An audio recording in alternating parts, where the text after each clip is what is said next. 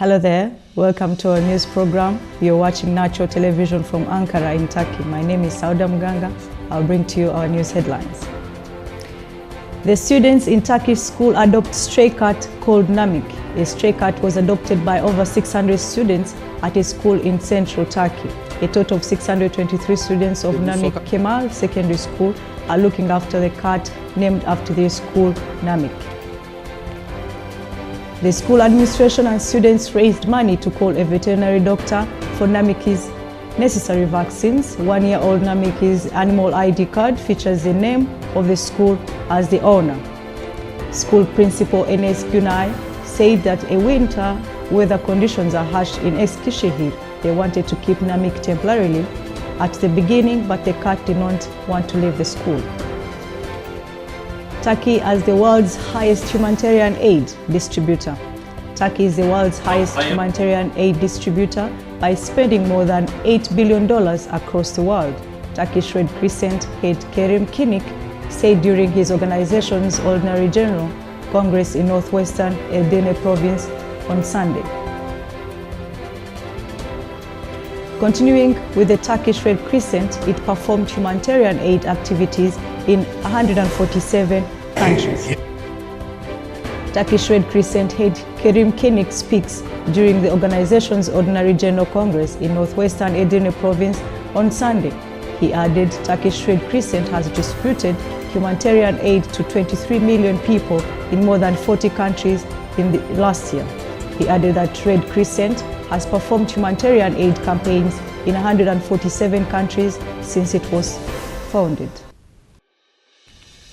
Nigeria elections of this year, Muhammadu Buhari takes early lead. President Muhammadu Buhari has taken early lead as votes are being counted in Nigeria's general election amid allegations of manipulation.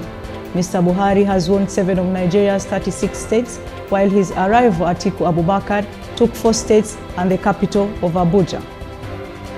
As results came in, Mr. Abubakar's People Democratic Party alleged that there had been irregularities in the vote. Party chair Ucha Secundas called the count incorrect and unacceptable. He said there had been an attempt by the government and other agencies to manipulate the results, but did not give any evidence. The AU, US and African Union have all expressed concern about delays and logical problems with voting on Saturday, but no independent observers has suggested the fraud. Mr. Buhari has promised to build on his accomplishments in office so far, while Mr. Abubakar, a business tycoon, has accused the president of wasting his term. However, wins in Africa's most populous nation and largest economy faces a lot of problems, including power shortages, corruption, security threats, and an economic slowdown.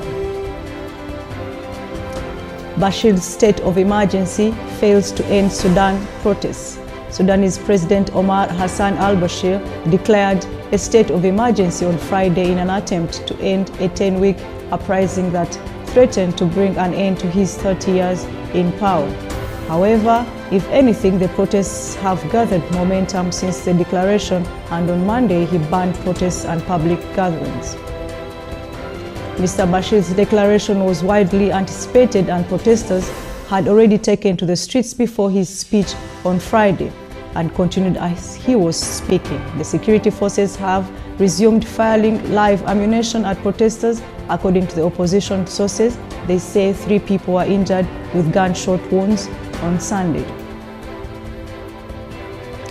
Anti-racism and anti-discrimination protest in Sweden. Hundreds of demonstrators held anti-racism and anti-discrimination protests in front of Swedish Parliament in Stockholm last Sunday. Plans are ready to clean Eastern Euphrates from terrorism. Turkish Defense Minister Hulusi Akar speaks at a rally in Turkey's central Kayseri province. Turkey's plans to clean Eastern Euphrates and Manjibu in northern Syria are ready, Akar said during the rally last Sunday. From Antarctica, Turkey sets up landmark polar base. Turkish scientists from a range of fields, including biology, the marine science, polar Biodiversity and Ecology established a temporary science base in Atlantica yesterday.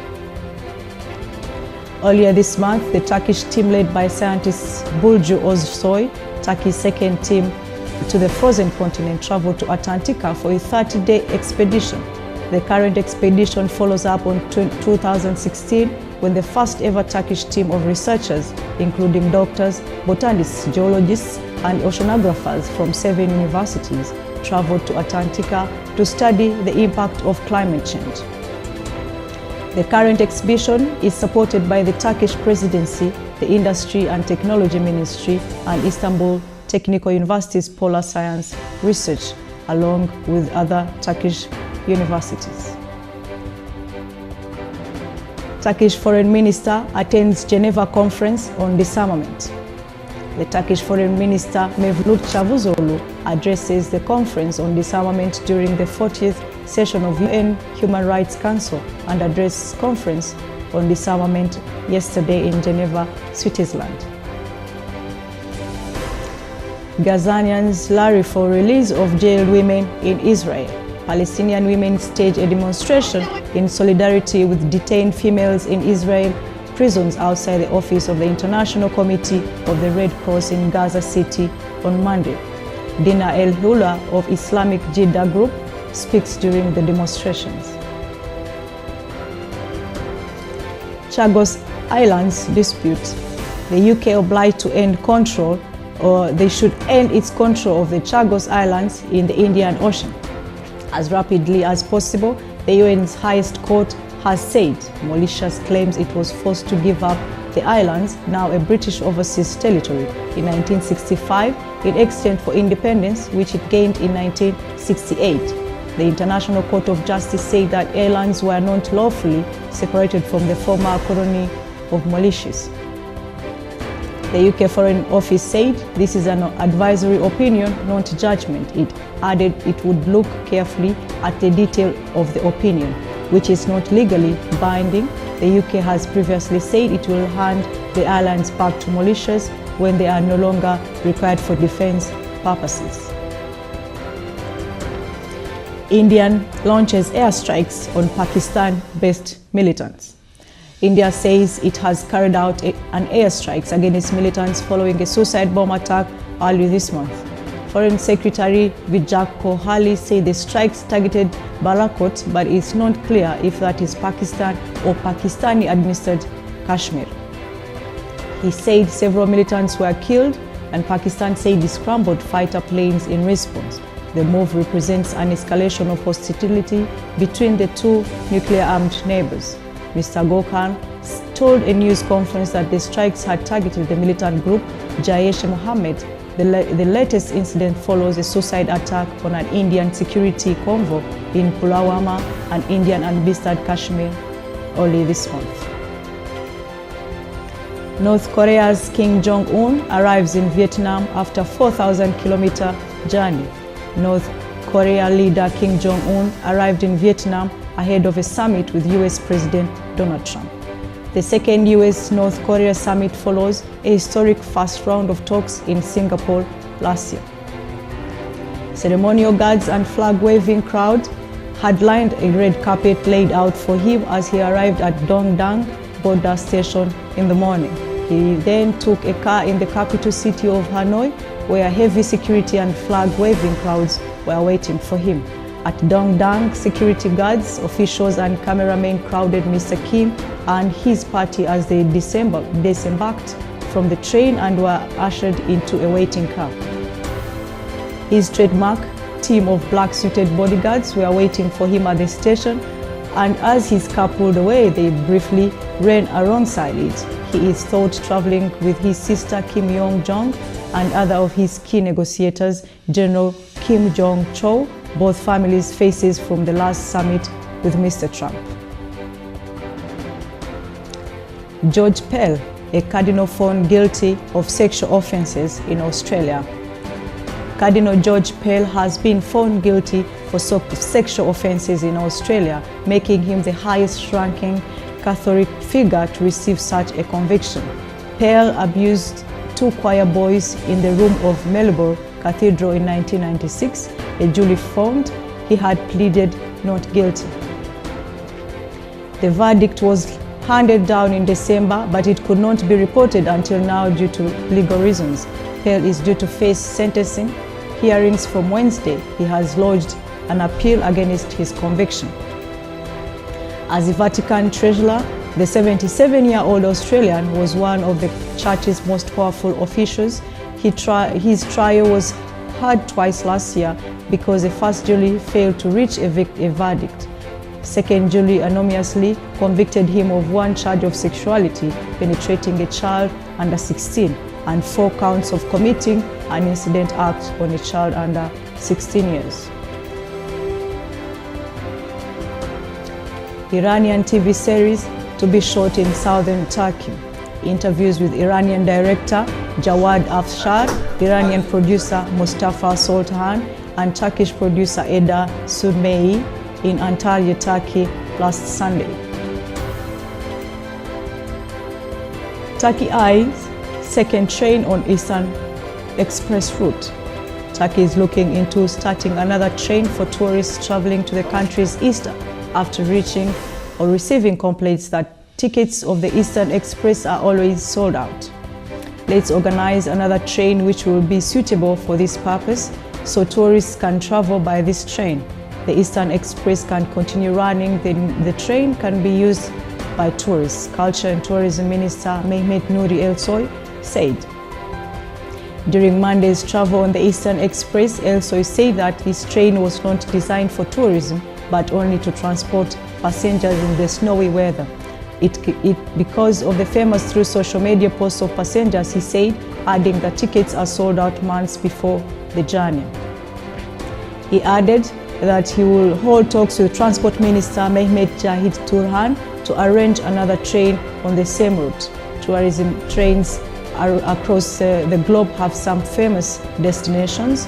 Our route can easily be an international tourism destination, Elsoy added. The Eastern Express is a dedicated rail line between Turkey's capital Ankara and the Eastern Kars province. Turkish fashion fair in Kyrgyzstan. Various shots from Turkish fashion and textile fair in Kyrgyzstan's capital Bishkek on Sunday. Organization company Leader Expo CEO Fazil Murat Güney and members of organizations speak to the press last Sunday. Georgia marks 98th anniversary of Soviet invasion. Georgia's marks 98th anniversary of the invasion of the Soviet Union in 1921 by lowering the flags of the halfie marks in capital Tbilisi last Sunday. Georgian President Salome Zurhabishvili attends the ceremony. Demonstration to support Mahmoud Abbas in West Bank. Hundreds of demonstrators hold rally to support Palestinian President Mahmoud Abbas, holding banners and flags in Al-Mara Square in West Bank, Ramallah, last Sunday. Sisi rejects European criticism of Egyptian rights record. President Abdel Fattah al-Sisi has dismissed European calls to abolish, at least temporarily suspend, capital punishments in Egypt. Claiming the practice is in line with the region's laws and culture, he made the remarks in response to questions raised about Egypt's human rights record at a press conference held at conclusion of the first Arab-European summit in Sharm el-Sheikh. I have listened to a great debate from the European friends, al-Sisi said, describing the summit as a new platform for cooperation, consultation and dialogue between two different cultures and regions. Europe's priority is to achieve and preserve prosperity, he added, but our priority is to preserve our country and prevent it from collapsing, as has happened to several of our neighbors in the region. Khojaly massacres victims remembered in Tbilisi. People in Georgian capital Tbilisi gather on Sunday to commemorate the victims of Khojaly massacres, which happened in February 1992 when hundreds of Azerbaijani citizens, including women and children, were massacred and wounded by Armenian troops Khojaly massacre is regarded as one of the bloodiest and most controversial incidents of the war between Armenia and Azerbaijan for control of non-occupied Upper Karabakh region. On the heels of the Soviet Union's dissolution, Armenian forces took over the town of Khojaly in Karabakh on February 26, 1992, after battling it with heavy artillery and tanks assisted by the infantry regiment. TICA completes renovation of UNRWA school in Jordan. Various shots during the renovation work performed by Turkish Cooperation and Development Agency for UNRWA School for Girls in Varda refugee camp in Jordan's capital Amman last Sunday.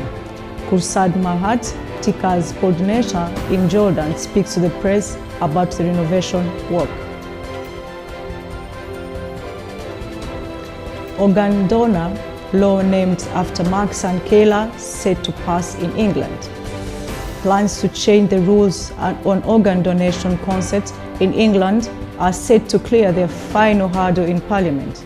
The legislation will be known as Mark Sankela's law after a boy who received a heart transplant and the girl who donated it. Under the new system, which comes into effect next year, consent will be pursued unless people have opted out. Currently, there is a voluntary opt-in scheme. Presumed consent has been operating in Wales since December 2015. Organ donation consent rates in Wales are now with the highest in the UK at 75%. A voluntary opt-in system still exists in Northern Ireland, while the Scottish Parliament is in this week considering its own opt-out scheme.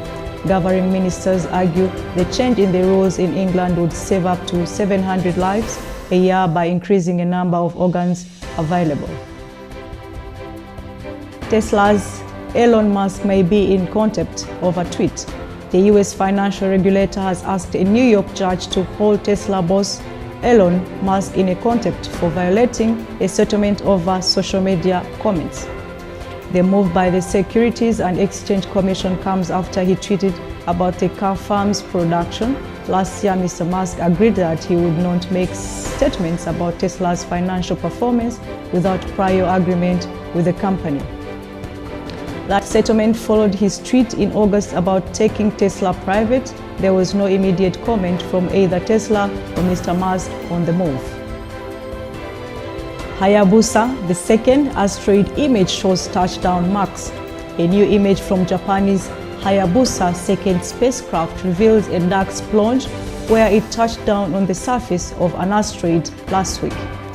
The discoloration could have been caused by grit being blown upwards by the spacecraft's thruster or by the bullet it fired into the ground.